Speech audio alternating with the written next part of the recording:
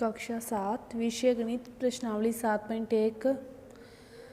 इस प्रश्नावली के अंदर त्रिभुजों की सर्वांग समता के बारे में बताया गया है। सर्वांग समता के क्या होती है? सर्वांग समता कि कोई भी दो त्रिभुज हैं, उनकी संगत भुजाओं की संगत कोणों की लंबाइयां समान है, तो जो दोनों त्रिभुज होंगे वो क्या होंगे? सर्वांग सम होंगे।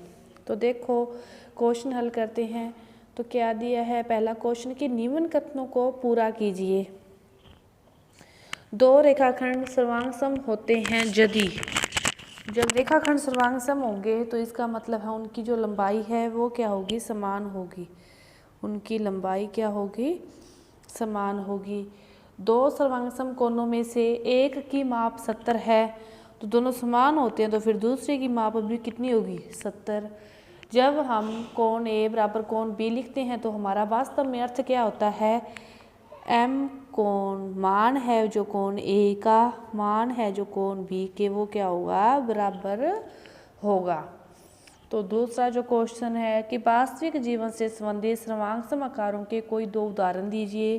कि अपने आसपास के जीवन में कोई भी दो आकृतियाँ जो समान होती है, घर में जैसे बर्तनों को ले लो, तो देखो गिलास हुए दो जैसे एक समान बिल्कुल एक दूसरे के अंदर फिट आ जाए, कि ऐसी आकृतियाँ जिनकी हर शेप हर प्रकार से दोनों समान होती है, उनकी लंबाई चौड़ाई ऊंचाई, तो वही आकृतियाँ क्या होती है? सर्वांग सम होती है। तीसरा जो क्वेश्चन है कि यदि सुमेलन है कि ABC है, ये निशान होता है सर्वांग सम का, कि जो ABC है वो सर्वांग सम है FED के, तो त्रिभुजों के सभी संगत सर्वांग सम भागों को लिखिए। कि सर्वांग सम में समान तो होता है लेकिन संगत भाग लिखने होते हैं। देखो क्या दिया है? ABC और FED त्रिभुज दे रखा है ABC और दूसरा दे रखा है FED, ये दे रखा है ना। संगत का अर्थ क्या होगा? कि जो A कोण है वो इसकी भी पहला, भी इस त्रिभुज का पहला ले रहे हैं ना, तो इस त्रिभुज का भी पहला, कि कोण A का जो मान है वो किसके बराबर होगा? कोण F के।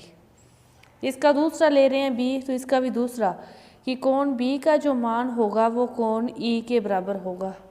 इसका तीसरा ले रहे हैं तो इसका भी तीसरा, कि कोण जो C का मान होगा वो कोण D के बराबर होगा।